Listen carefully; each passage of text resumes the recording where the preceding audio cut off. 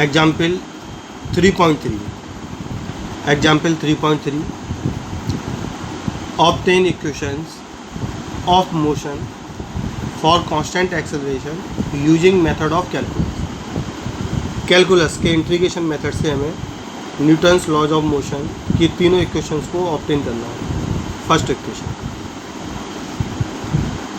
As we know acceleration a is given by d over dt, acceleration a equal dv upon dt। तो यहाँ से dv आ जाएगा a dt on integrating. Integration का ये sign होता है। जब हम लिखेंगे ऑन इंटीग्रेटिंग तो दोनों साइड में इंटीग्रेशन का साइन आ जाएगा। जैसे टेकन लॉग लिखने पर दोनों साइड लॉग ले लिया जाता है, तो ऐसे ही यहाँ पर इंटीग्रेट करने पर दोनों साइड इंटीग्रेशन का साइन आ जाएगा और आप लिमिट अप्लाई करेंगे। मैंने आपको मैथमेटिकल टूल्स वाली वीडियो में बताया था कि इंटीग्रेशन के फॉर्मूले में हम फिज़िक्स में कांस्टेंट का यूज़ नहीं करते या बहुत कम करते हैं, क्योंकि हम कांस्टेंट को रिमूव करने के लिए लिमिट का यूज कर लेते हैं। टाइम 0 से स्टार्ट होगा और मान लेंगे कि इनिशियल स्पीड u है। एट टाइम t इक्वल 0 यानी initially speed of any object is u। Time को इनिशियल 0 मानना है लेकिन स्पीड को u मान के चलना है। स्पीड इनिशियल 0 नहीं लेगा। आफ्टर टाइम इंटरवल t हमने चेक किया कि स्पीड कितनी हो चुकी है v, तो लिमिट आएगी 0 टाइम पर स्पीड u और t टाइम पर स्पीड v। मैंने आपको मैथमेटिकल टूल्स में पढ़ा रखा है कि dv का इंटीग्रेशन v होगा और dt का इंटीग्रेशन t होगा। इंटीग्रेशन dy y हो जाता है, इंटीग्रेशन dx x हो जाता है। ये रूल है मैथमेटिक्स का। और लोअर लिमिट और अपर लिमिट यहाँ लिख दी जाती है साइड से। जो नीचे होता है पहले वाली इनिशियल लिमिट वो लोअर लिमिट कहलाती है और बाद की फाइनल लिमिट को अपर लिमिट कहलाती है। अब ये अंदर b है, इससे कोई मतलब नहीं है। इसकी जगह मेथड ये होता है कि एक बार हम अपर लिमिट लिखेंगे, फिर नेगेटिव साइन के बाद एक बार लोअर लिमिट लिखेंगे। ऐसे ही इधर a और यहाँ एक बार अपर लिमिट t लिखोगे और एक बार माइनस लगाकर लोअर लिमिट 0। अपर लिमिट में से माइनस करना होता है लोअर लिमिट। तो आपका फर्स्ट इक्वेशन प्रूफ हो जाता है v इक्वल u प्लस a। u उधर जाके प्लस हो जाएगा। Similarly for second equation, second equation के लिए हम यूज करेंगे स्पीड का। As we know speed v is given by ds over dt, where s is displacement और डिस्टेंस। v स्पीड है और s डिस्टेंस है, तो यहाँ से ds आ जाएगा v dt, क्रॉस मल्टीप्लाई हो जाएगा। As we know from equation 1 v can be replaced with u plus at। v की जगह हम u प्लस at का यूज कर सकते हैं, u प्लस at का प्रयोग कर सकते हैं। अब इसको भी इंटीग्रेट कर देंगे। तो मैंने आपको बताया था अभी on integrating on both sides हम दोनों साइड इस साइन का इंटीग्रेशन साइन का यूज करते हैं। यहाँ बीच में प्लस है तो u dt का इंटीग्रेशन अलग से किया जाएगा और a t dt का इंटीग्रेशन अलग से किया जाएगा। u dt अलग और a t dt का अलग से इंटीग्रेशन होगा। तो इस तरह ऑन इंटीग्रेटिंग ds के साथ इंटीग्रेशन अलग आ गया, dt के साथ इंटीग्रेशन अलग आ गया और a t dt में t dt के साथ इंटीग्रेशन अलग। कांस्टेंट हमें बाहर लिखना होता है। जैसे dt का इंटीग्रेशन कर रहे हैं तो dt के साथ जो t नहीं है, जिसमें t नहीं आ रहा, dt लिखने का मतलब t वेरिएबल है। अब t को छोड़कर कोई भी अगर चीज़ होगी, चाहे वो u है या 4 है या 3 है या 1 है या x है y है z है, वो सब कांस्टेंट माना जाएगा और कांस्टेंट को इंटीग्रेशन के बाहर लिखा जाता है। ऐसे यहाँ पर t तो वेरिएबल है क्योंकि dt के साथ t वेरिएबल है, तो ये इंटीग्रेशन के अंदर जाएगा। इंटीग्रेशन साइन के, तो ये तो इंटीग्रेशन साइन के अंदर जाएगा, लेकिन a बाहर रहेगा क्योंकि a क्या है, constant. at dt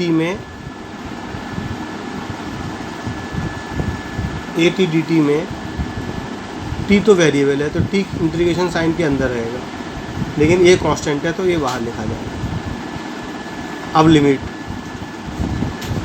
initial time को हम 0 लेते हैं, इनिशियल टाइम यहाँ भी 0, लेकिन जैसे इनिशियल स्पीड u ली गई थी जीरो नहीं ली थी, उसी तरह यहाँ इनिशियल डिस्प्लेसमेंट हमने एस नॉट ले लिया। कुछ बुक्स में इनिशियल डिस्प्लेसमेंट को जीरो भी लिया गया है, जीरो लेके भी कर सकते हैं, लेकिन according to NCERT initial displacement s naught हमने लिया है। जैसा भी पहले बताया था कि डी एस का इंटीग्रेशन एस आएगा, डी टी का इंटीग्रेशन टी होगा और टी डी टी का इंटीग्रेशन टी स्क्वायर बाई 2 होगा। इसके लिए आपको मैथमेटिकल टूल्स वाली वीडियो देखनी होगी जो इसी चैप्टर में है। टी डी टी का इंटीग्रेशन टी स्क्वायर अपॉन 2 होगा। मैंने फॉर्मूला पढ़ाया था integration x to the power n d x equal x to the power n plus 1 upon n plus 1। उससे बताया गया था कि टी डी टी का इंटीग्रेशन टी स्क्वायर अपॉन 2 होगा। अब एक बार अपर लिमिट रख देंगे एस, माइनस लगाकर लोअर लिमिट रख देंगे एस नॉट। यहाँ भी अपर लिमिट टी, माइनस के साथ लोअर लिमिट 0, और यहाँ पर भी अपर लिमिट टी। जिस फॉर्म में अंदर होते हैं वेरिएबल उसी फॉर्म में लिमिट लिखी जाती है। जैसे यहाँ टी स्क्वायर अपॉन 2 है तो हम इस टी को इस टी की जगह लिखेंगे तो same to same t square upon 2 आएगा। लेकिन जब लोअर लिमिट 0 का यूज करेंगे तो यहाँ आएगा 0 स्क्वायर अपॉन 2। इसी फॉर्म में लिखनी होती है लिमिट। अगर यहाँ टी क्यूब अपॉन 3 होता तो हम भी 0 क्यूब अपॉन 3 लिखते हैं। जैसा ये अंदर ब्रैकेट में वेरिएबल आएगा उसी फॉर्म में लिमिट भी लिखनी होती है। तो यहाँ आएगा एस इक्वल एस नॉट इधर चला जाएगा, plus U T plus half A T square, क्योंकि ये तो टर्म 0 हो गया।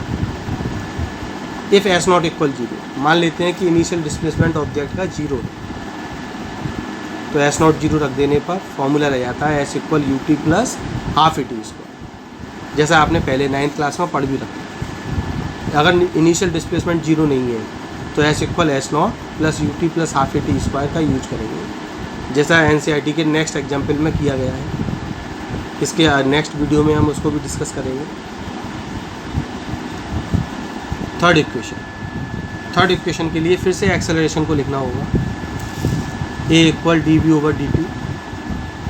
लेकिन जैसा कि आप जानते हैं थर्ड इक्वेशन होती है v square equal u square plus 2as। Third equation में टी नहीं आता। थर्ड इक्वेशन जो होती है वो ये होती है v square equal u square plus 2as। इसमें टी नहीं होता, हम इसमें से टी को रिमूव कर देते हैं। तो इस तरह से हमें यहाँ भी d v over d t में से डी टी को रिमूव करना होगा। तो ऐसा करने के लिए हम डी एस से डिवाइड और डी एस से मल्टीप्लाई कर देंगे, तो d v over d s अलग बचेगा और d s upon d t v बन जाएगा। अब डी एस का इधर मल्टीप्लाई हो जाएगा तो ए डी एस आ जाएगा we T. Integrating on both side, जब हम बोथ साइड से इंटीग्रेट करेंगे तो ए को इंटीग्रेशन से बाहर लिखना पड़ेगा क्योंकि ए डी एस के लिए कांस्टेंट है, और वी को डी वी के साथ लिख सकते हैं क्योंकि ये वेरिएबल है। On integrating on both sides we get v d v a d s. मैंने बताया था कि वी को इंटीग्रेशन के साथ लिख सकते हैं लेकिन ए को इंटीग्रेशन से बाहर लिखना होगा। इनिशियल स्पीड लिमिट u होती है और initial distance limit s not होती है। इनिशियल टाइम की लिमिट 0 होती है और फाइनल डिस्टेंस s और final speed. V d v का मैथमेटिकल टूल्स में बताया गया है आपको कि वी डी वी का इंटीग्रेशन वी स्क्वायर अपॉन 2 होगा, जैसा कि अभी हमने टी डी टी का इंटीग्रेशन टी स्क्वायर अपॉन 2 लिखा था।